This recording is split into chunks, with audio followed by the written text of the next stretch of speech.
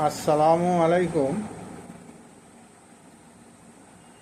হুজুর পাক সাল্লাল্লাহু তাআলা আলাইহি সাল্লাম যখন মিরাজে গেলেন,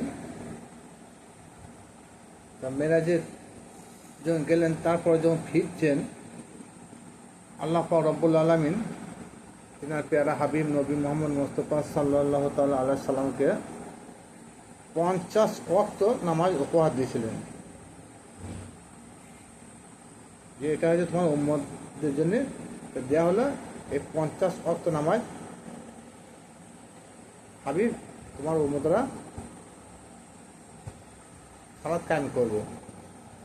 যখন এই 50 ওয়াক্ত নামাজ আনলেন, পথের মধ্যে মুসা নবীর সঙ্গে দেখা।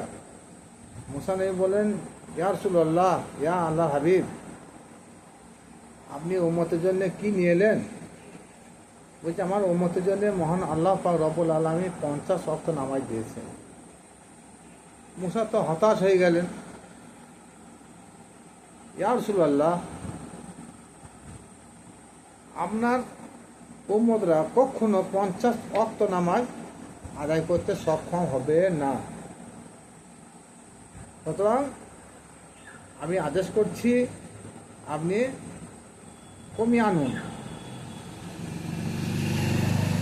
মুসা নবীর নির্দেশে হুজুর পাক সাল্লাল্লাহু তাআলা আলাইহি সাল্লাম পুনরায় আল্লাহর কাছে ফিরে গেলেন। আল্লাহ পাক রব্বুল আলামিন 5 ওয়াক্ত নামাজ কমিয়ে দিলেন, 45 ওয়াক্ত নিয়ে এলেন। আবার পথের মধ্যে হযরত মুসা আলাইহিস সালামের সঙ্গে দেখা হলো, তখনও বলেন, ইয়া রাসূলুল্লাহ, কত ওয়াক্ত নামাজ নিয়ে এলেন? বলছে, আল্লাহ পাক রব্বুল আলামিন 5 ওয়াক্ত নামাজ কমিয়েছেন। বলছে, 50 ওয়াক্ত থেকে 5 ওয়াক্ত কমিয়ে দিলে 45 ওয়াক্ত নামাজ সম্ভব নয়। আবার গেলেন মুসা নবীর কথায়, আবার আল্লাহর কাছে গেলেন, আবার 5 ওয়াক্ত কমাইলেন। এইভাবে মুসা নবীর নির্দেশক্রমে তিনি 9 বার গেলেন আর 9 বার ফিরে এলেন। 5 ওয়াক্ত করে কমিয়ে 45 ওয়াক্ত কমিয়ে দিলেন। থাকে কত? 5 ওয়াক্ত নামাজ উম্মতে মুহাম্মাদের জন্য হাদিস মোতাবেক এটা ফরজ করা হয়েছে। তাহলে এখানে একটা বিষয় না বললে আপনারা কখনো বুঝতে পারবেন না। মুসা নবীর নাম হলো হুজুর পাক সাল্লাল্লাহু তাআলা আলাইহি সাল্লাম। এমনকি আদম থেকে হযরত ঈসা আলাইহিস সালাম পর্যন্ত যত নবী রসুল দুনিয়ায় একাধিক এসেছেন, সকলের নবী হলেন আমার হুজুর পাক সাল্লাল্লাহু তাআলা আলাইহি সাল্লাম। এমনকি আল্লাহরও নবী তিনি। যিনি আল্লাহর নবী, সমস্ত নবীদের নবী, সেই নবী এত নির্বোধ, আর সেই নবীর আল্লাহ এত বিবেকহীন যে তিনার হাবিবের উম্মতের মনের ব্যথা তিনি বুঝতে পারলেন না। অথচ সেই আল্লাহ পাক রব্বুল আলামিন বলছেন আল কোরআনে বিভিন্ন জায়গায় তিনি বলেছেন যে আমার উম্মত, আমার নবীর উম্মত, তোমরা যেখানেই থাকো না কেন, আমি সবই দেখি, সবই শুনি। মাটির তলাতে যেসব প্রাণীরা আছে তারা কীভাবে চলাফেরা করছে, কী খাচ্ছে, সে দায়িত্ব, সে জ্ঞান আমার আছে, আমি সবই দেখতে পাই এবং আমি সবই শুনি। এবং রাত্রির অন্ধকারে কে কী কাজ করছে সেটাও আমি দেখি, ঘরের ভিতরে নির্জনে খিল কপাট লাগিয়ে কে কী করছে সেটাও আমি দেখি, এবং গোপন সূত্রে কে কী করছে, কে কী বলছে সেটাও আমি সবই বুঝতে পারি। যে আল্লাহ পাক রব্বুল আলামিন এত কিছু বুঝতে পারেন, তাই উম্মতে মুহাম্মাদের জন্যে একটু তিনি বুঝতে পারলেন না?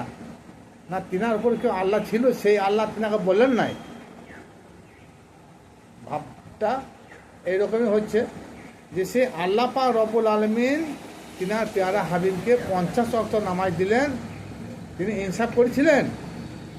কখনো ইনসাফ নাই, তিনার ইনসাফ ফেল হয়ে গেছে, তিনার ন্যায় বিচার ছিল না। তাহলে আল্লাহর মতো লোক যদি ন্যায় বিচার না করতে পারে, ইনসাফ যদি ঠিক মতো না করতে পারে, তাহলে তিনার বান্দা কী হবে, ন্যায় বিচার বা ইনসাফ করতে পারে। আমি কেন কথাটা বললাম যে আল্লাহর ইনসাফ নাই? আল্লাহ পাক রব্বুল আলামিন সূরা আরাফ 29 নম্বর আয়াতে তিনি বলেছেন যে তোমরা, হে হাবিব, তুমি বলো আমার রব আমাকে ন্যায় বিচারের নির্দেশ দিয়েছে, আমাকে ইনসাফের নির্দেশ দিয়েছে, এবং প্রত্যেক নামাজে আপন চেহারা মোবারক লক্ষ্য স্থির করিয়া সিজদায় যাও। এটা সূরা আরাফ 29 নম্বর আয়াত। তাহলে এই আয়াতে আল্লাহ পাক রব্বুল আলামিন প্রথমে রবের উপরে ইনসাফ করতে বলেছে। আর যে রব তিনার ইনসাফ নাই, তিনি কী করে তিনার হাবিব নবী মুহাম্মদ সাল্লাল্লাহু তাআলা আলাইহি সাল্লাম তিনি ইনসাফ করতে পারেন? অথচ আল্লাহ পাক রব্বুল আলামিন আল কোরআনে কী বলে, তুমি নিজে যাহা পারো না অপরকে তাহার নির্দেশ দিও না। তা সেই আল্লাহ পাক রব্বুল আলামিন তিনার যে ইনসাফ নাই, তিনার যে ন্যায় বিচার নাই, কী করি তিনার হাবিবকে ও মতো মোহাম্মদকে ন্যায় বিচারের নির্দেশ দিয়েছেন? এই ন্যায় বিচার যে আল্লাহ পাক রব্বুল আলামিন তিনার ন্যায় বিচার ঠিক থাকে, তাহলে আমি বলতে চাই যে তাহলে মিরাজের রাত্রিতে যে 50 ওয়াক্ত নামাজ তিনি দিয়েছেন, এটা কি ইনসাফ করেছিলেন, ন্যায় বিচার করেছিলেন হুজুর পাকের জন্য? কখনো না। কারণ তিনি যে ন্যায় বিচার করতেন, তাইলে ছোট বাচ্চা ছেলের মতন হুজুর পাক ওই মুসা নবীর কথায় 9 বার গেলেন আর 9 বার এলেন, এই কর্মটা করতেন না। কারণ এখানে হুজুর পাককে ছোট ছেলের মতন ব্যবহার করেছে। ছোট ছেলের মতন কী জন্যে? আমাদের ছোট ছেলেকে যে দোকান পাঠায় কোনো কিছু কিনতে, তাকে দুটো জিনিস কিনতে বললে কী হয়, একটা জিনিস আনে আর একটা জিনিস ভুলে যায়, আবার তাকে পাঠানো হয়, আবার একটা আনে আবার একটা ভুলে যায়, আবার পাঠানো হয়, বারবার পাঠানো হয়। কারণটা কি জানেন? শিশু বাচ্চা তার জন্য। তাহলে হুজুর পাক সাল্লাল্লাহু তাআলা আলাইহি সাল্লামের পদমর্যাদাকে ওখানে ক্ষুণ্ণ করা হয়েছে, আর আল্লাহ পাক রব্বুল আলামিনকে বেইনসাফি করা হয়েছে।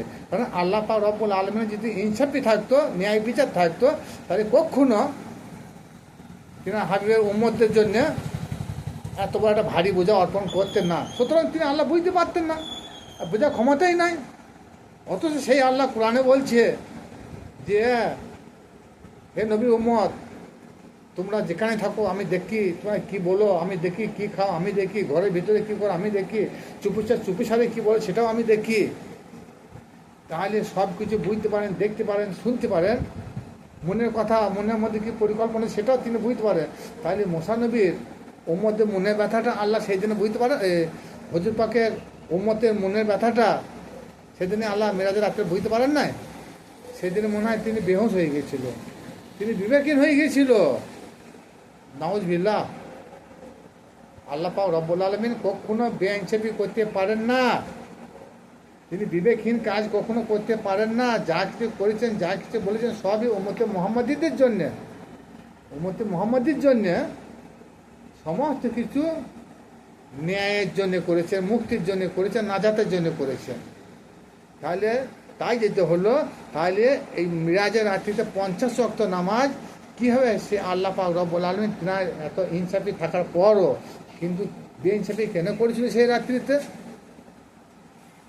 তাহলে আল্লাহ পাক রব্বুল আলামিন যদি বেইনসাফি না করতে পারেন, ন্যায় বিচার করে থাকেন, তাহলে ওই মিরাজের রাত্রিতে 50 ওয়াক্ত নামাজটা, এটা হাদিসটা ভুয়ো হতে হয়। আর আমি আমাদের জোর করে বলছি না কিছু, আমি যে যুক্তি দিয়ে আমাদের কথাগুলো বললাম এগুলোর বিচার বিশ্লেষণ করবেন। কারণ আল্লাহ পাক রব্বুল আলামিন তিনার হাবিবকে যে 50 ওয়াক্ত নামাজ মিরাজে দিলেন, তা আল্লাহ পাক রব্বুল আলামিন একটু চিন্তা ভাবনা করলেন না? যে আল্লাহ বলছে আমি তোমার উম্মতের খবর সবই জানি, তা উম্মত কত ওয়াক্ত নামাজ পারবে কি না পারবে আল্লাহ চিন্তা ভাবনা করলো না? আল্লাহ এটা ইনসাফি করলো না? আল্লাহ সেদিন বেইনসাফি করেছিল? এটা কখনো মিরাজের রাত্রিতে আল্লাহ পাক রব্বুল আলামিন দিয়েছে বলে এরকমটা মনে হয় না। কারণ তাই যদি হয় তাহলে আল্লাহ পাক রব্বুল আলামিন তিনি বিবেকহীন হয়ে যাচ্ছে, তিনি ন্যায় বিচার জায়গায় কী করছেন? বেইনসাফি করেছে। আর মুসা নবীর নাম হলো নবী মোহাম্মদ মোস্তফা সাল্লাল্লাহু তাআলা আলাইহি সাল্লাম সেই নবীর প্রতি, সেই নবীকে কি বারবার আদেশ করতে পারে? আমরা সাধারণত আমাদের পীর মুর্শিদকে কখনো আদেশ করতে পারি না।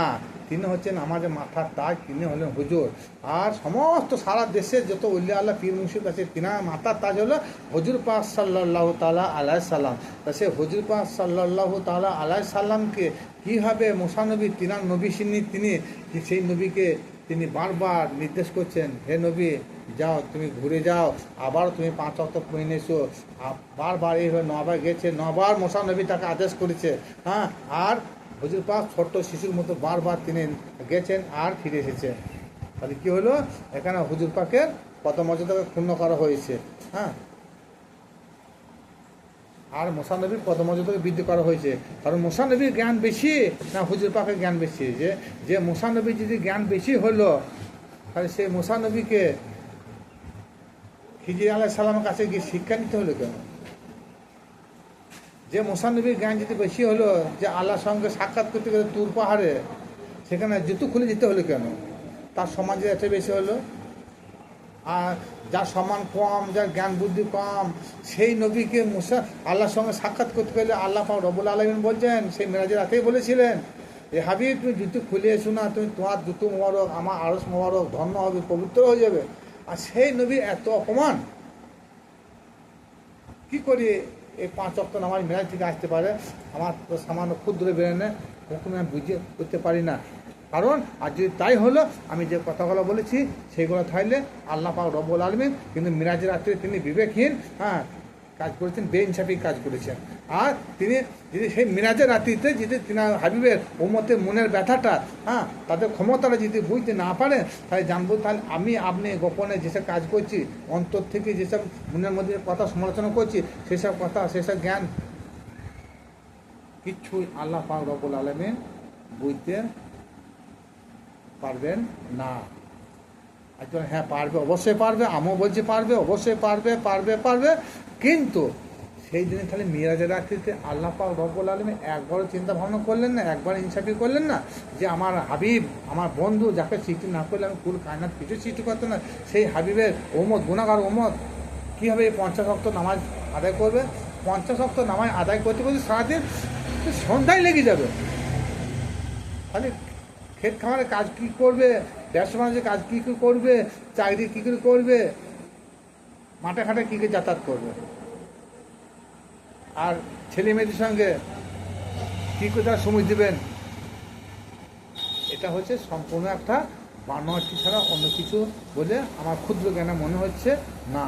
কারণ আপনারা যে যা পারেন সেটা মানবেন, কিন্তু আমি যে যুক্তিটা আনে দেখালাম কোরআন ভিত্তিক। কারণ কোরআনে তো আল্লাহ পাককে আল্লাহ হাবিবকে বলেছেন যে হাবিব তুমি তোমার রবের প্রতি তুমি ন্যায় প্রতিষ্ঠিত করো, সুবিচার প্রতিষ্ঠিত করো, ইনসাফি করো। আর সে আল্লাহ বেইনসাফি করেছেন? কখনো না। ভিডিওটি শুনে যদি বেশি করে ভালো লাগে, আশা করি শুনে ভালো লাগবে। কারণ আমি কোরআনের বাইরে কোনো কথা বলি না। শুনে শেয়ার ও লাইক করবেন। খোদা হাফেজ।